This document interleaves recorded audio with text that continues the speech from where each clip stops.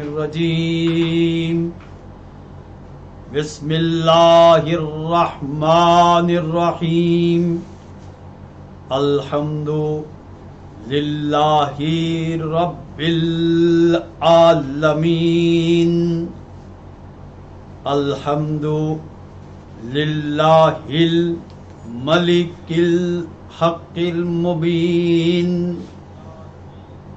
والعاقبۃ للمتقین والجنۃ للموحدین والنار للملحدین والصلاۃ والسلام والتحیۃ والاکرام علی سید الانبیاء والمرسلین ابی القاسم محمد اللہم صلی علی محمد وآل محمد وآلہ الطیبین الطاہرین المعصومین المظلومین ولعنۃ اللہ علی اعدائہم اجمعین اما بعد فقد قال اللہ تبارک و تعالی فی محکم کتابہ المجید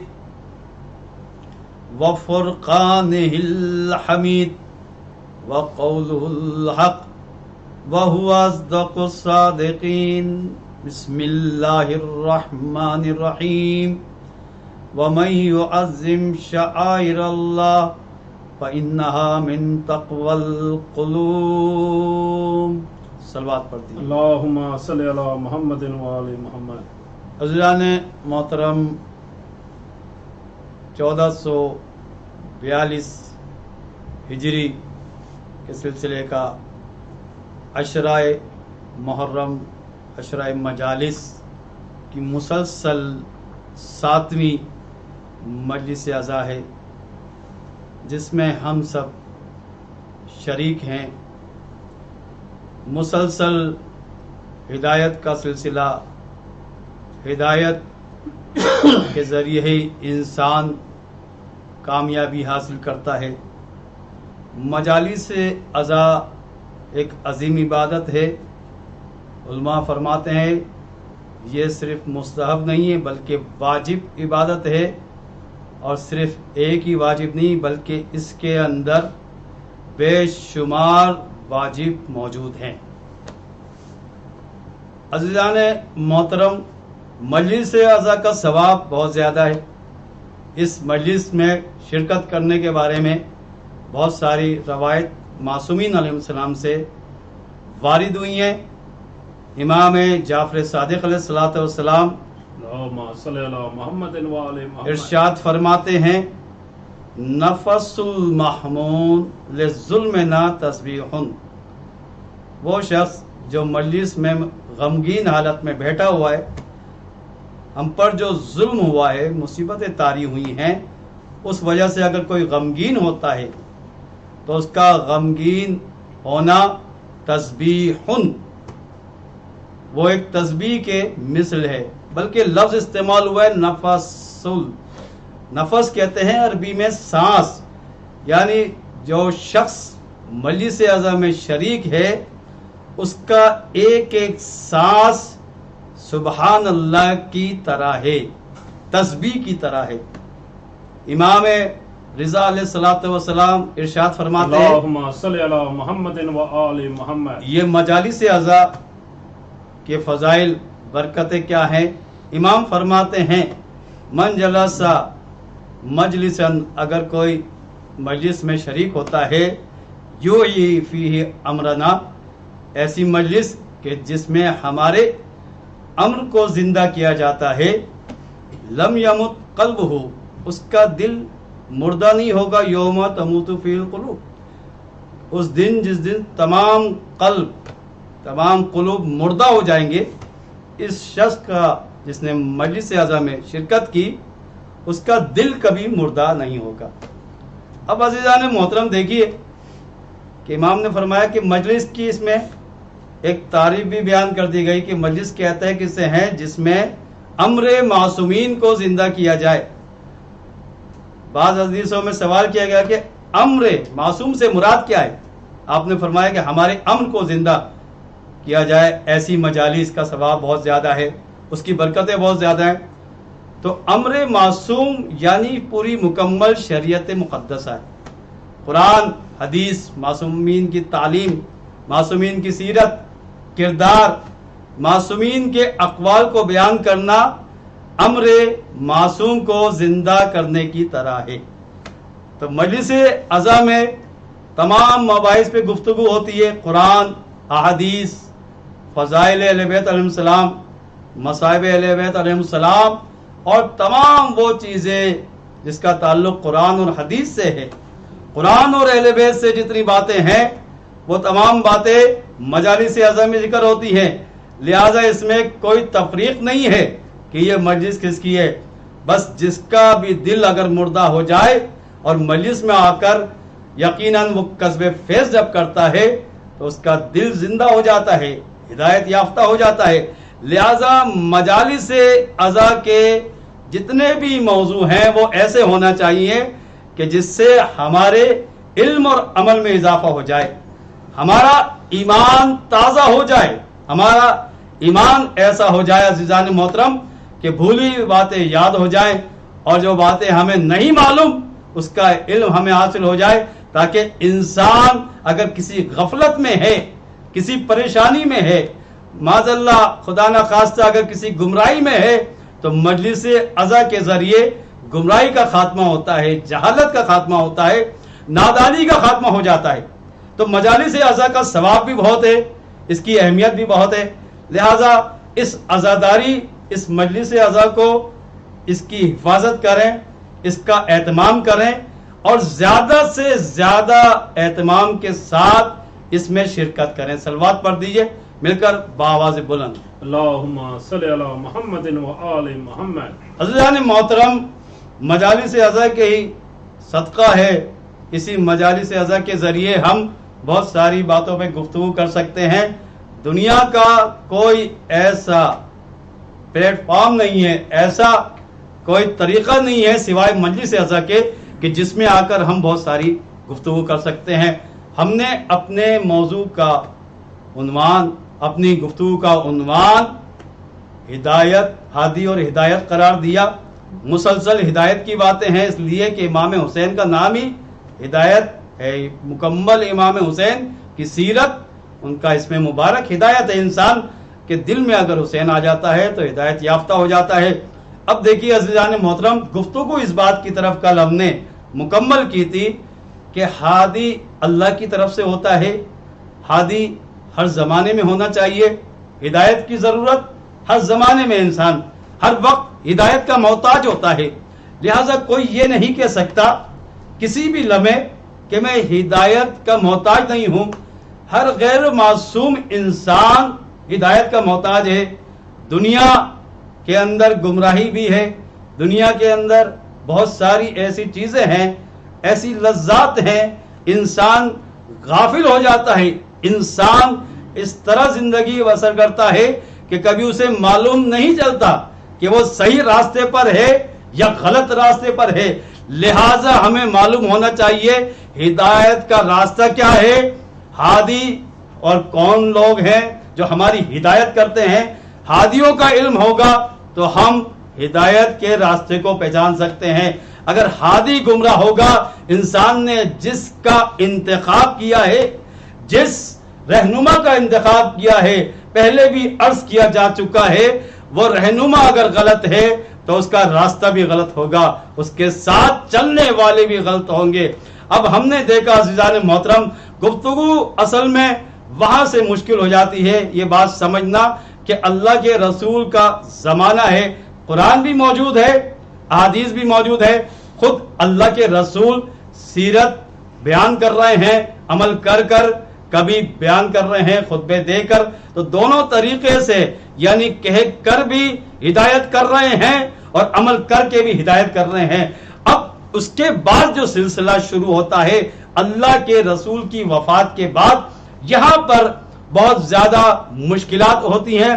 ایک زمانہ ہے صحابہ کا زمانہ، اہل بیت کا زمانہ، اور اس کے بعد ایک زمانہ اور شروع ہوتا ہے جس کو تابعین کہتے ہیں، جنہوں نے اللہ کے رسول کی زیارت نہیں کی لیکن صحابیوں کو دیکھا ہے. اور تیسرا زمانہ وہ ہوتا ہے کہ جس میں ہم نہ صحابیوں کو دیکھ سکتے اور نہ تابعین صحابیوں کو دیکھ سکتے. اب وہ زمانہ تابعین جو آج تک چلا آ رہا ہے، اب اس میں دین اسلام کو کیسے سمجھا جائے، دین اسلام کو لیا کس سے جائے؟ عزیزان محترم، قرآن پہ تو کوئی اختلاف نہیں ہے، ہر انسان جانتا ہے کہ قرآن پر عمل کرنا ہے. قرآن اللہ کی کتاب ہے، اس میں ہدایت کی باتیں ہیں، ہدایت کا راستہ ہمیں مل جاتا ہے. لیکن اب بہت ساری باتیں ایسی ہوتی ہیں کہ جس میں ہم قرآن کی آیتیں پڑھتے ہیں، کل بھی عرض کیا، ایسی مشکل آیتیں ہوتی ہیں، متشابہ آیتیں ہوتی ہیں، ان کو سمجھنے کے لیے کیا طریقہ استعمال کیا ہے. اب اگر ہم دین اسلام کی اب تین ہی چیزیں بچی ہیں، ازواج رسول، اصحاب رسول اور اہل بیت رسول. اب عزیزان محترم، یہاں پہ ہمیں سمجھنا ہے کہ دین کس سے حاصل کیے جائے. اگر ہم قرآن کو سمجھتے ہیں، شریعت کو سمجھتے ہیں ازواج رسول سے، ازواج رسول کی ایک مشکلات ہیں، ایک ان کے لیے پریشانی ہے، وہ صرف گھر کی باتیں جانتی ہیں، باہر کی باتیں نہیں جان سکتی. باہر کیا ہوتا ہے، جنگوں میں کیا ہوا، سفر میں کیا ہوا، ازواج رسول اس بارے میں کچھ نہیں جانتی. لہذا مکمل دین ازواج رسول سے نہیں مل سکتا، اس لیے وہ گھر تک محدود ہے ان کی شریعت. وہ گھر تک جانتی ہیں کہ کیا اللہ کے رسول نے فرمایا، اللہ کے رسول نے عمل کیسے کیا. اس کے بعد مرحلہ آتا ہے اصحاب رسول کا. اصحاب رسول کا بڑا مرتبہ ہے، بہت زیادہ احترام ہے، لیکن ان کی بھی ایک مجبوری ہے کہ وہ صرف اللہ کے رسول کے ساتھ باہر ہوتے ہیں، گھر کی باتیں نہیں جانتے. گھر میں وحی بھی نازل ہوتی ہے، گھر میں فرشتے بھی آتے ہیں. ظاہر ہے اللہ کا رسول گھر میں ہے تو وحی کا بھی نزول ہے. تو اصحاب مجبور ہیں، صرف باہر کی شریعت بیان کر سکتے ہیں، گھر کی شریعت بیان نہیں کر سکتے. تو دونوں طرف سے انسان دیکھتا ہے مکمل دین نہیں ملتا، نہ ازواج کی طرف سے ملتا ہے نہ اصحاب کی طرف سے ملتا ہے. اب کوئی تو ایسا ہونا چاہیے جو گھر میں بھی نبی کے ساتھ ہے، سبحان اللہ، باہر بھی نبی کے ساتھ ہے، سفر میں بھی نبی کے ساتھ ہے. اب وہ صرف اہل بیت علیہ السلام ہیں. ہم نے دیکھا کہ گھر میں بھی وہ موجود ہیں، وحی آ رہی ہے تو وہ اپنے آنکھوں سے دیکھ رہے ہیں نزول وحی کو. یہی تو وجہ ہے کہ اللہ کے رسول نے فرمایا یا علی انتا تسمع ما اسمع انتا ترا ما ارا، تم وہی دیکھتے ہو جو میں دیکھتا ہوں، تم وہی سنتے ہو جو میں سنتا ہوں. تو اب عزیزان محترم ایک بات معلوم ہو جاتی ہے، اگر کوئی چاہتا ہے قرآن کو سمجھنا، دین کو حاصل کرنا چاہتا ہے تو ازواج سے لیں گے تو مکمل دین نہیں ملے گا، اصحاب سے لیں گے تو مکمل دین نہیں ملے گا. بس اہل بیت علیہ السلام ہیں جو ہر وقت نبی کے ساتھ ہیں، گھر میں بھی ہیں اور گھر کے باہر بھی ہیں. مکمل دین اگر ملتا ہے قرآن اور اہل بیت کے ذریعے ہم تک پہنچے گا. صلوات پڑھیں مل کر محمد و آل محمد پر.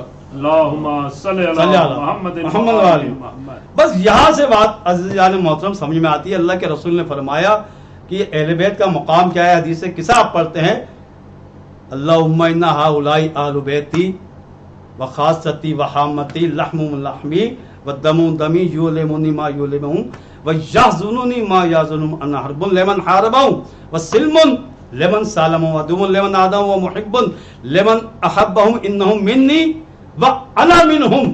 مکمل طور پہ آپ جانتے ہیں عزیزان محترم. دیکھیے حضرت نوح نے اپنے بیٹے کو جب ڈوبتا ہوا دیکھا تو کیا کہا کہ پروردگار ان ابنی من اہلی، یہ میرے اہل بیت میں سے ہے. لیکن کہا اللہ تعالیٰ کی طرف سے وہی نازل ہوتی ہے، نہیں یہ تمہارا علم نہیں ہے اس لیے کہ اس کا عمل صالح نہیں ہے. لیکن اللہ کے رسول فرما رہے ہیں کہ یہ میرے اہل بیت ہیں. اب اہل بیت یقیناً آپ جانتے ہیں ہر خطا سے پاک، ہر گناہ سے پاک.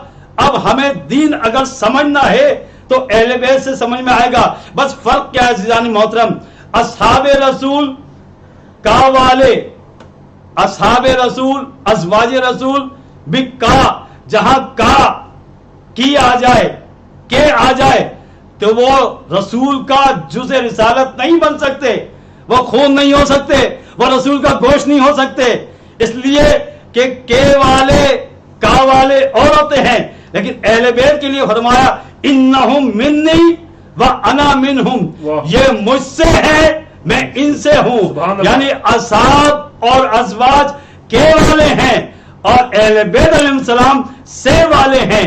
کے والے شانوں سے شانے ملا کر بیٹھ تو سکتے ہیں لیکن شانوں پہ سوار نہیں ہو سکتے، یہ صرف اہل بیت علیہ السلام ہے کہ جو ہر وقت نبی کے ساتھ رہتے ہیں۔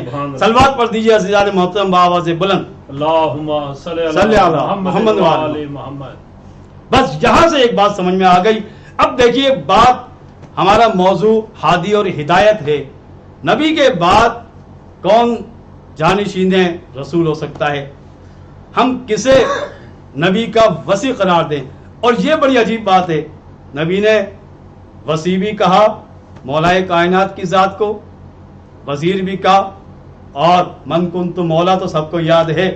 اب دیکھیے کسی بھی خلیفہ نے کسی بھی جگہ یہ دعویٰ نہیں کیا کہ میں وصی رسول ہوں، میں مولا ہوں، کسی بھی خلیفہ نے یہ دعویٰ نہیں کیا میں وزیر ہوں، میں وصی ہوں۔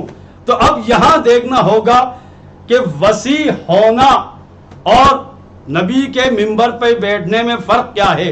دیکھیے ممبر پر کوئی بھی بیٹھ سکتا ہے، بہت توجہ چاہتا ہوں عزیزان محترم، تمام زمانے میں مسلمانوں کے حاکم ممبر رسول پر بیٹھے، اس کی مثال بڑی واضح ہے، بہت ہی اچھی مثال دی ہے علامہ علی نقوی صاحب نے، کیا خوبصورت مثال دی انہوں نے کہا دیکھیے نبی کے ممبر پر کوئی بھی بیٹھ سکتا ہے۔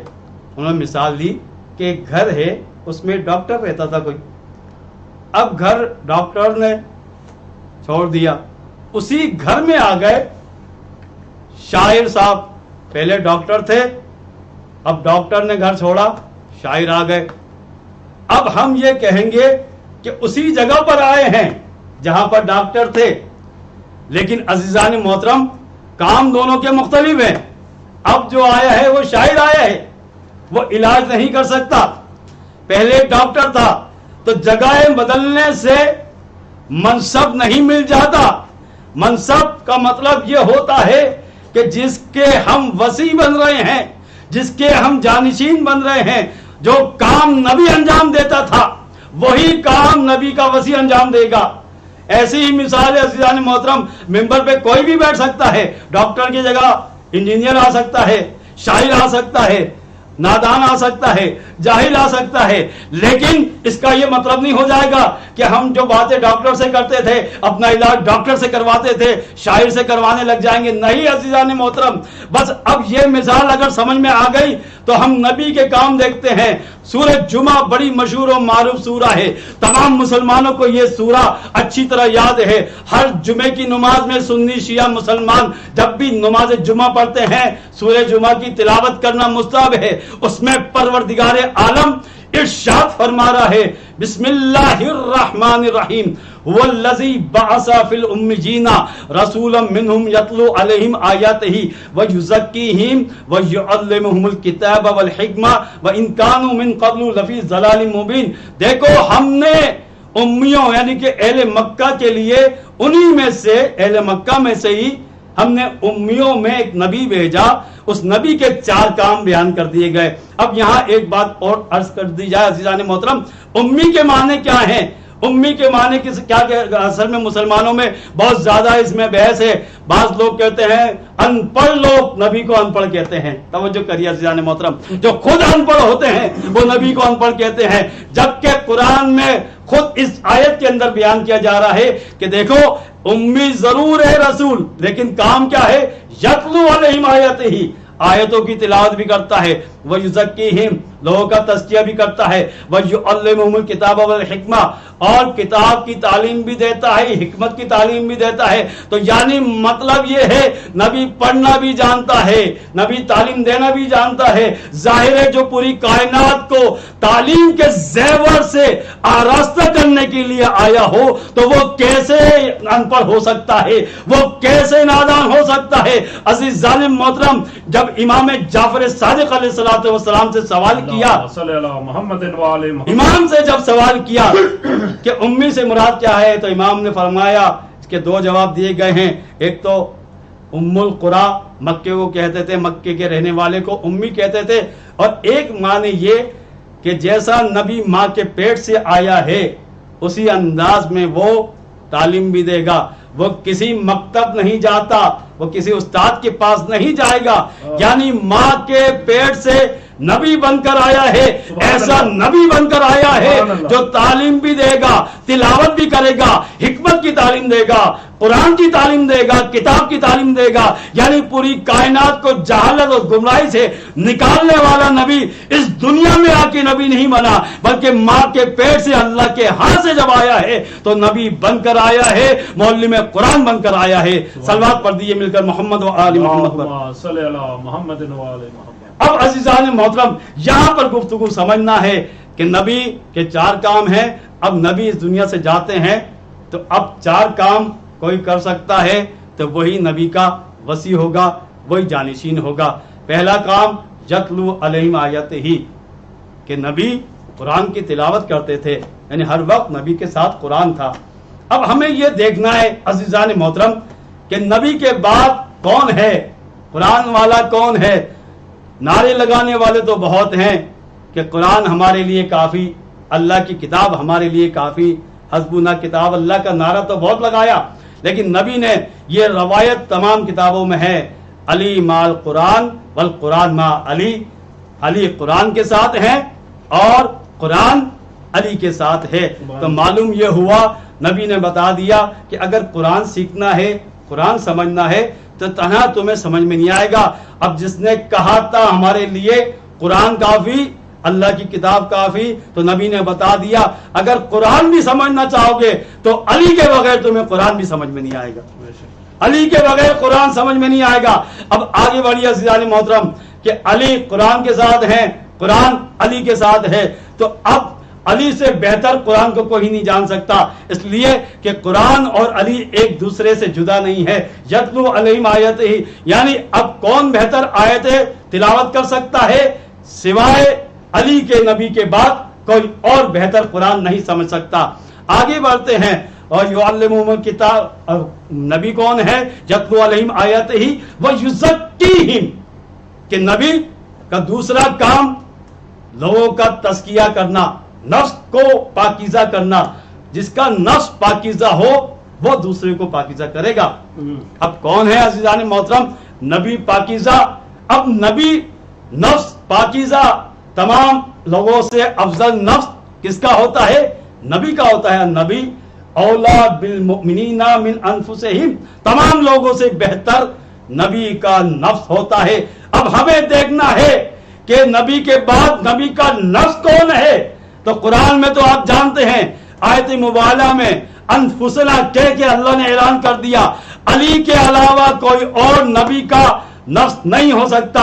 تو نفس رسول علی ابن ابی طالب علیہ السلام کی ذات ہے. صلوات پڑھیں مل کر محمد و آل محمد پر. اللہم صلی علی محمد و آل محمد. نفس رسول تزکیہ کرے گا, یہی تو وجہ ہے.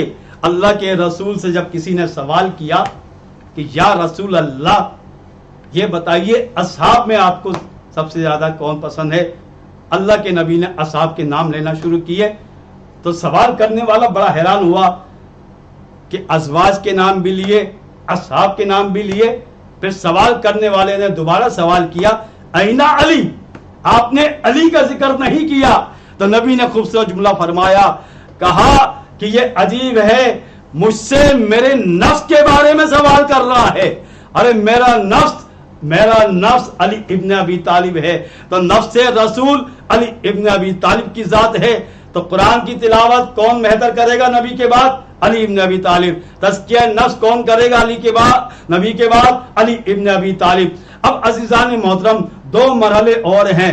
یعلمہم الکتاب والحکمہ، نبی کا تیسرا اور چوتھا کام کیا ہے؟ تیسرا کام یعلمہم الکتاب، کہ نبی وہ ہے جو کتاب کی تعلیم دیتا ہے، کتاب پڑھانے کے لیے نبی آیا ہے. اب عزیزان محترم یہاں دیکھنا ہے کہ نبی نے کتاب پڑھائی، کتاب کی تعلیم دی، لیکن نبی اگر خالی کتاب دے کر چلے جائیں اور معلم میں کتاب نہ ہو تو پھر کیسے قرآن کو سمجھیں گے؟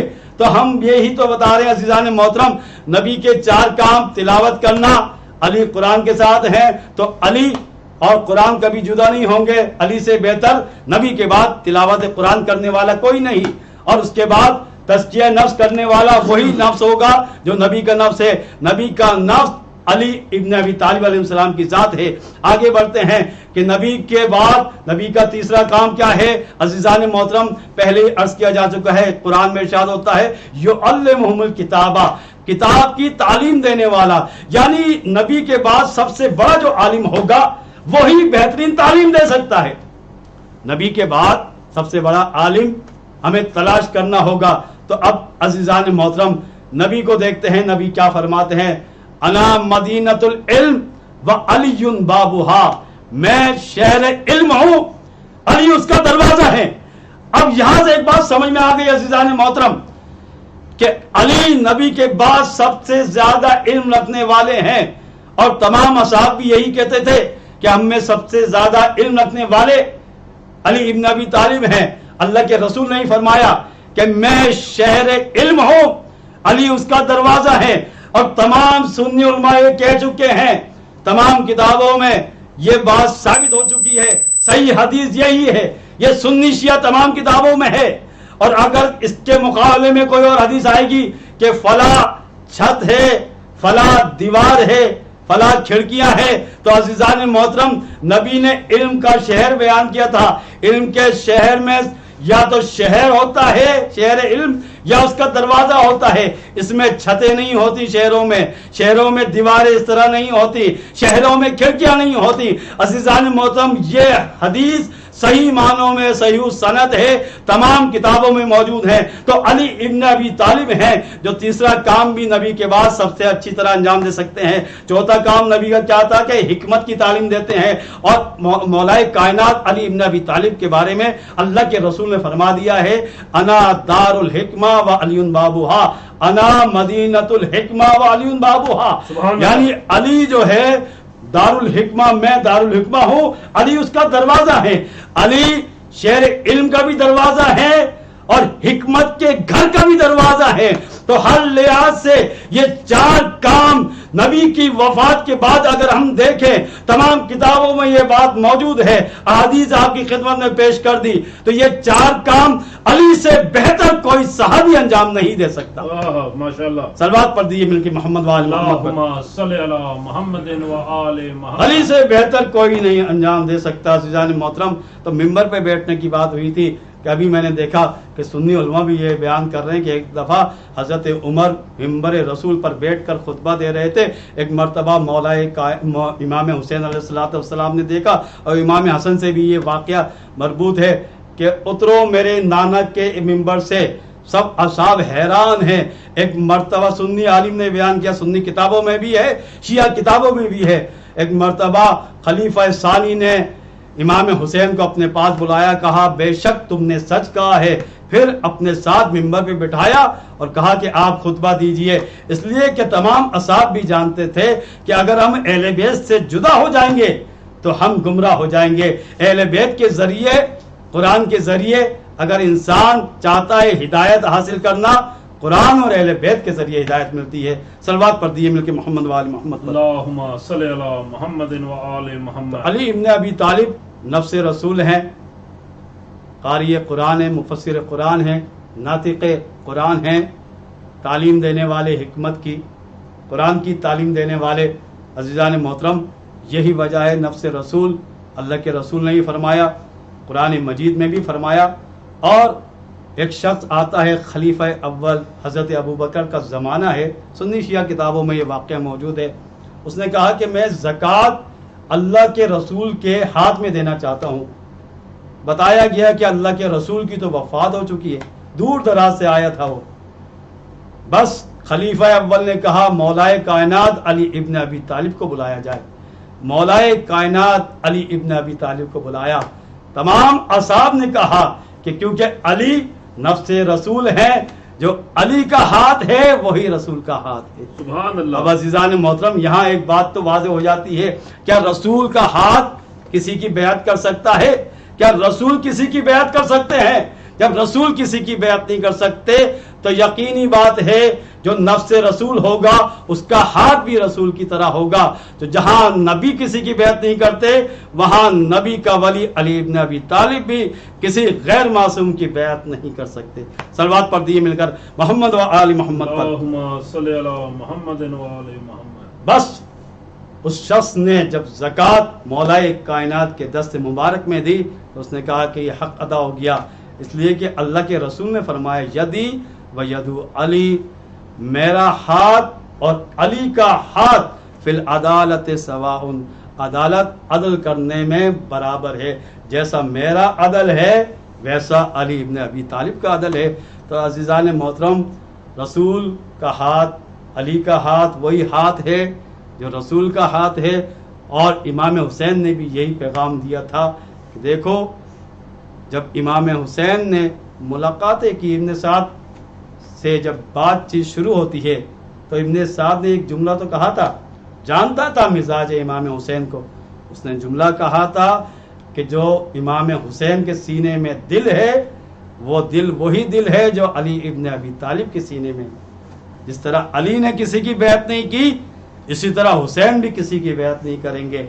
اگر کسی معصوم نے بیعت کی ہوتی تو اس وقت یہ بات سننے کو مل جاتی، کسی جھوٹی تاریخ میں یہ حوالہ مل جاتا کہ معاذ اللہ امام حسن نے بیعت کی ہے فلاں کی، مولائے کائنات نے بیعت کی ہے کسی فلاں کی۔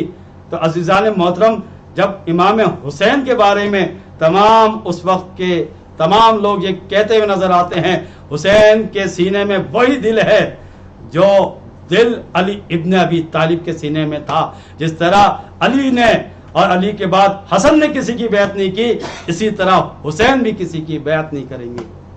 بس عزیزو، یہ پیغام ہے کربلا والوں کا کہ جو نفس رسول ہوتا ہے، جو جانشین رسول ہوتا ہے، جو وصی رسول ہوتا ہے، وہ کسی کی بیعت نہیں کرتا، اس لیے وہ منصب الہی پر فائز ہوتا ہے۔ منصب پر فائز ہونے کے لیے جو اللہ کا منصب ہوتا ہے وہ نہ حکومتوں کا محتاج ہوتا ہے، نہ منبر کا محتاج ہوتا ہے، نہ لشکر کا محتاج ہوتا ہے، نہ طاقت کا محتاج ہوتا ہے۔ دنیا ایک طرح ہو جائے لیکن منصب الہی کا جو مالک ہوتا ہے وہ راہ حق پر ہوتا ہے۔ یہی تو کہا گیا تھا، اللہ کے رسول کہہ کے گئے تھے کہ پوری دنیا ایک طرف ہو جائے اور علی ابن ابی طالب ایک طرف ہیں، پوری دنیا کو چھوڑ دینا، علی ابن ابی طالب کو نہیں چھوڑنا۔ اس لیے علی کا راستہ صراط مستقیم ہے، حسین کا راستہ صراط مستقیم ہے۔ یہ بیان عزیزان محترم کربلا کے ذریعے ہم تک بات پہنچی کہ حق اور باطل کیا ہوتا ہے، ظالم اور مظلوم میں فرق کیا ہوتا ہے۔ مسلسل یہ پیغام حق اور باطل کا ہمیشہ پہنچتا رہے گا منبر امام حسین سے، عزاداری کے ذریعے، ذکر امام حسین کے ذریعے۔ ہاں عزیزو، یہ صرف امام حسین ہی نہیں بلکہ امام حسین کے جو ساتھ تھے وہ بھی جانتے تھے کہ کبھی کسی ظالم کا ساتھ نہیں دینا، کبھی کسی کے ظلم میں شریک نہیں ہونا۔ حسین والا کبھی ظلم نہیں کرے گا بلکہ کبھی کسی ظالم کا ساتھ نہیں دے گا۔ اور عزیزان محترم، ظلم کا صرف یہی مطلب نہیں ہے، ظلم انسان گناہ کرتا ہے تو یہ بھی ظلم ہو جاتا ہے، ظلم تو نفسی۔ تو لہٰذا جس کے دل میں امام حسین کی محبت ہوتی ہے وہ گناہوں سے بھی بچتا ہے، اپنے آپ کو شریعت کا پابند کر لیتا ہے، اس لیے کہ وہ جانتا ہے امام حسین نے قربانی دے کر دین کو بچایا تھا، اب دین پر عمل کر کے ہم امام حسین کی فتح کا اعلان کرتے ہیں، امام حسین کے مقصد کو پہچانتے ہیں۔ اگر عورتیں ہیں تو عورتوں کو چاہیے کہ بی بی زینب کی سیرت پہ عمل کریں، معصومہ کونین کی سیرت کو سمجھیں، کسی بھی جگہ رہتی ہوں پردہ کرنا چاہیے۔ پردہ یقیناً عفت کی علامت ہے، پاکیزگی کی علامت ہے۔ جو کنیز زہرا ہے وہ کبھی سر ننگے نہیں گھوم سکتی، کبھی بے پردہ نہیں ہو سکتی، اس لیے کہ یہ وہ ہستیاں ہیں کہ پردے کا درس انہوں نے دیا ہے۔ اسی طرح جتنے بھی جوان ہیں انہیں چاہیے علی اکبر جیسی سیرت اپنانے کی کوشش کریں۔ علی اکبر کی سیرت اپنائیں گے تو یقیناً امام حسین کو مقصد کو سمجھ جائیں گے، امام حسین کے راستے کو سمجھنے لگیں گے۔ بس عزیزو، جہاں بچوں کا ذکر وہاں علی اکبر جیسے جوان کا جب ذکر ہوتا ہے، کڑیل جوان علی اکبر۔ دیکھیے عزیزان محترم، ایک ہوتی ہے صورت، ایک ہے سیرت۔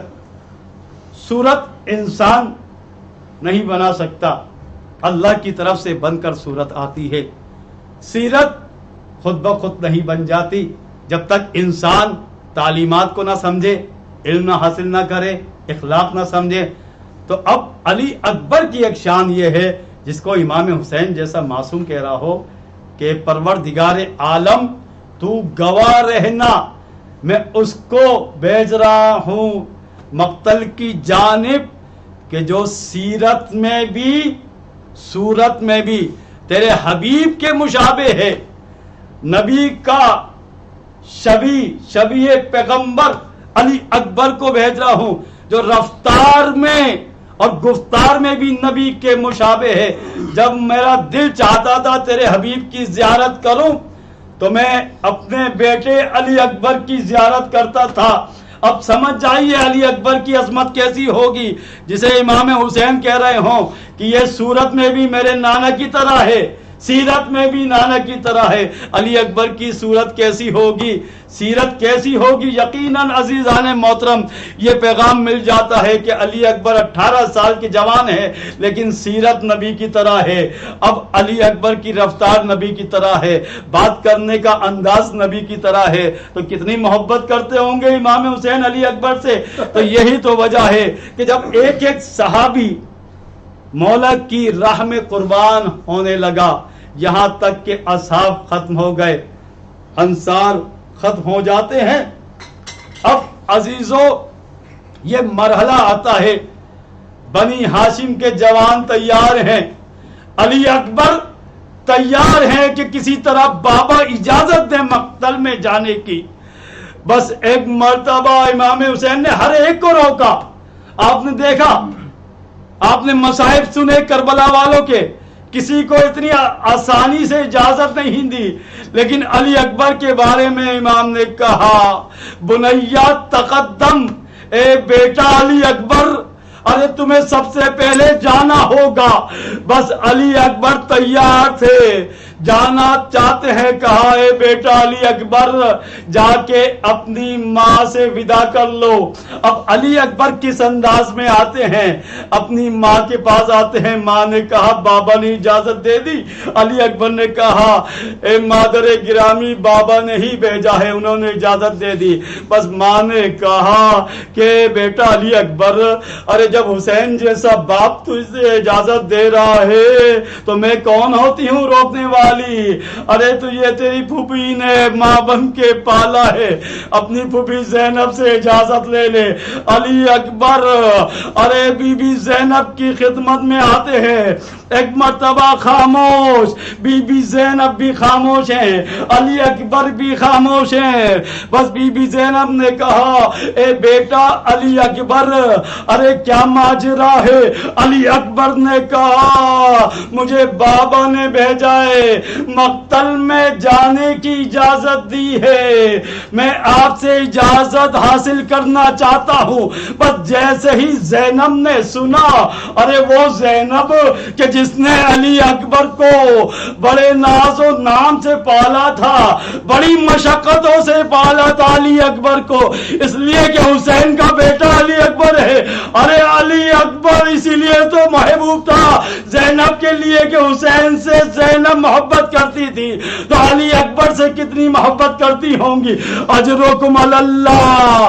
بس ایک مرتبہ دیکھا علی اکبر نے کہ پھوپھی اماں خاموش ہیں, بس علی اکبر نے اس خاموشی کو اس انداز سے توڑا. اے پھوپھی اماں, اگر آپ مجھے جانے کی اجازت نہیں دیں گی تو روز قیامت دادی زہرا جب سوال کرے اے علی اکبر تجھے اپنی جان عزیز تھی یا میرے بیٹے حسین کی, تو اس کا جواب میں نہیں دوں گا. ارے اس کا جواب آپ دیجئے. بس یہ سننا تھا. زینب نے کہا ارے میرے بھائی حسین کے لیے علی اکبر تو قربان ہو جا, میں تجھے اجازت دیتی ہوں. ارے تجھ جیسے 1000 علی اکبر حسین کے لیے قربان ہو جائے. اجرکم اللہ. بس علی اکبر کو اجازت مل گئی, لیکن اب بیبیاں جانتی ہیں ظاہر شبیہ پیغمبر ہے, بیبیاں سمجھ رہی ہیں یہ آخری موقع ہے شبیہ رسول کی زیارت کرنے کا. بس بیبیاں حلقہ بناتی ہیں, علی اکبر کی زیارت کرتی ہیں, ایک جملہ کہتی ہیں اے علی اکبر ارحم غربتنا, اے علی اکبر ہماری غربت پہ رحم فرما. یہ کہنا تھا علی اکبر نے جملہ کہا. اے بیویوں, ایک طرف تمہاری غربت ہے اور ایک طرف میرے بابا کی غربت ہے. بس علی راوی کا بیان ہے, علی اکبر نکلنا چاہتے ہیں, خیمے کا پردہ کبھی اٹھتا ہے کبھی خیمے کا پردہ گرتا ہے. 7 مرتبہ خیمے کا پردہ گرا ہے, 7 مرتبہ اٹھا ہے. کوئی روکنا چاہ رہا ہے علی اکبر کو, لیکن میں کہوں گا ارے راوی کا بیان ہے جب علی اکبر خیمے سے نکلتے ہیں ایسا لگ رہا کہ بھرے گھر سے جوان بیٹے کا جنازہ نکلتا ہے. ارے میں کہوں گا راوی کا بیان ہے کہ علی اکبر کو روکنے والا کون تھا. بس ایک بات سمجھ میں آتی ہے, اگر کوئی بڑا علی اکبر کو روکتا تو شانہ پکڑ کے روکتا. علی اکبر کو کوئی دامن پکڑ کے کہہ رہا تھا اے علی اکبر تو نہ جانا, ارے میرے بابا کی آنکھوں کی بینائی ختم ہو جائے گی. علی اکبر کی بہن سکینہ روک رہی تھی. اجرکم اللہ. بس علی اکبر نکلے, گھوڑے پہ سوار ہوتے ہیں, چلنا چاہتے ہیں. کیا دیکھا کہ ایک آہٹ محسوس کی. ارے دیکھا کہ بابا حسین آ رہے ہیں. اے بابا آپ نے تو اجازت دے دی تھی. کہا علی اکبر ارے تو نہیں سمجھ سکتا کہ جوان بیٹے کا تو اگر باپ ہوتا تو تم میرا غم سمجھ سکتا. ارے جس کا علی اکبر جیسا بیٹا ہو. اجرکم اللہ. بس علی اکبر جاتے ہیں, ایسی جنگ کرتے ہیں کہ کئی دشمنوں کو, یزید کے لشکر کے سپاہیوں کو مسلسل واصل جہنم کر رہے ہیں. ایک مرتبہ پلٹ کے علی اکبر آتے ہیں. اب ظاہر ہے اتنے سپاہیوں کو علی اکبر نے واصل جہنم کیا, نامی گرامی پہلوانوں کو واصل جہنم کیا. اب علی اکبر سوچ رہے ہوں گے کہ مجھے انعام ملے گا. ارے لیکن یہ بھی جانتے ہیں کہ میرے بابا کی مظلومیت کیا ہے. بس علی اکبر نے ایک جملہ کہا ہے بابا اگر میری کچھ مدد کر سکتے ہیں تو مجھے ایک گھونٹ پانی کا پلا دے. حسین نے کہا اے علی اکبر تم نے اس وقت حسین سے کچھ مانگا ہے کہ حسین کے پاس ایک قطرہ پانی کا نہیں. اگر تو جاننا چاہتا ہے تو اپنی پیاس کم کرنا چاہتا ہے تو میری زبان لے لے اپنے منہ میں. علی اکبر نے حسین کی زبان لی. ایک مرتبہ پیچھے ہٹ جاتے ہیں. اے بابا آپ کی زبان تو مجھ سے زیادہ خشک ہے. اجرکم اللہ. بس علی اکبر دوبارہ چلے جاتے ہیں. بیویاں ایک مرتبہ دعا کرنا شروع کرتی ہیں. امام حسین نے کہا علی اکبر کے بعد بڑا سخت وقت ہے علی اکبر کے اوپر, اے بیبیوں دعا کرو. تمام بیبیاں دعا کرتی ہیں اس انداز میں الہی بے غربت الحسین, اے پروردگار عالم ارے تجھے حسین کی غربت کا واسطہ, اے یعقوب سے یوسف کو ملانے والے علی اکبر کو پلٹا دے. بیویوں کی دعا قبول ہوئی. علی اکبر پلٹ کر آئے, امام حسین سے ملے, دوبارہ واپس گئے. اب امام حسین نے بیویوں سے کہا اے بیویوں اب علی اکبر واپس نہیں آئے گا, اب دعا نہ کرنا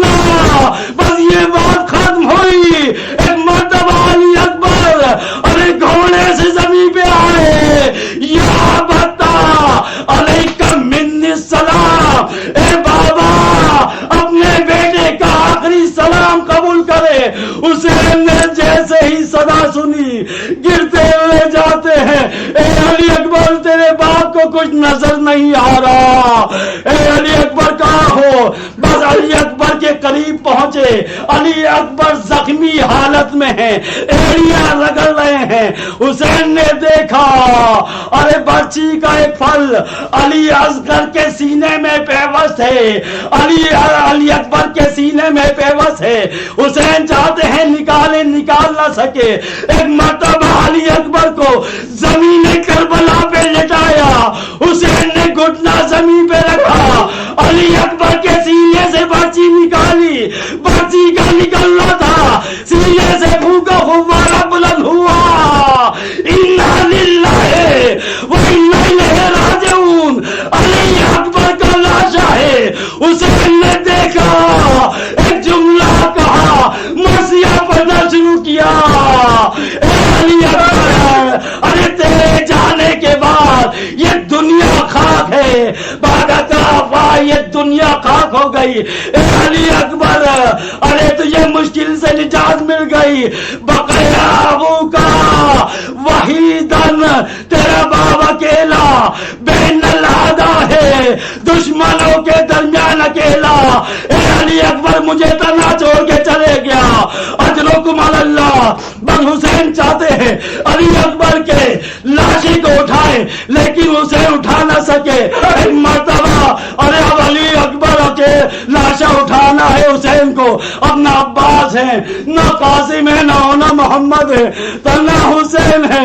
ایک مرتبہ حسرت بھری نگاہوں سے ارے قیام حسینی کی طرف دیکھا، ایک جملہ کہا، اے بنی ہاشم کے بچوں ارے آؤ بوڑھے باپ سے لاشا نہیں اٹھتا۔ ارے چاہنے والی بہن زینب نے جملہ سنا، چادر کو پہنا، خیمے سے باہر آئی، حسین نے کہا اے بہن زینب میں زندہ ہوں۔ ایک جملہ زینب نے کہا، لاشا برابر کا بھائی سے نہ اٹھے گا، میں پکڑنے والی ہوں، ارے گودی نہ ڈالوں گی۔ علی اکبر واہ اکبر واہ حسین علی لعنت اللہ علی القوم الظالمین وسيعلم الذين ظلموا أي منقلب ينقلبون انا للہ و انا الیہ راجعون۔ بار الہ یہ واسطہ دیتے ہیں چاردہ معصوم شہداء کربلا، مظلومان کربلا اور حضرت علی اکبر علیہ السلام کے خون کا واسطہ ہماری اس عبادت کو اپنی بارگاہ میں قبول فرما، گناہ کبیرہ اور صغیرہ کو معاف فرما، ہمارے مرحومین کی مغفرت فرما۔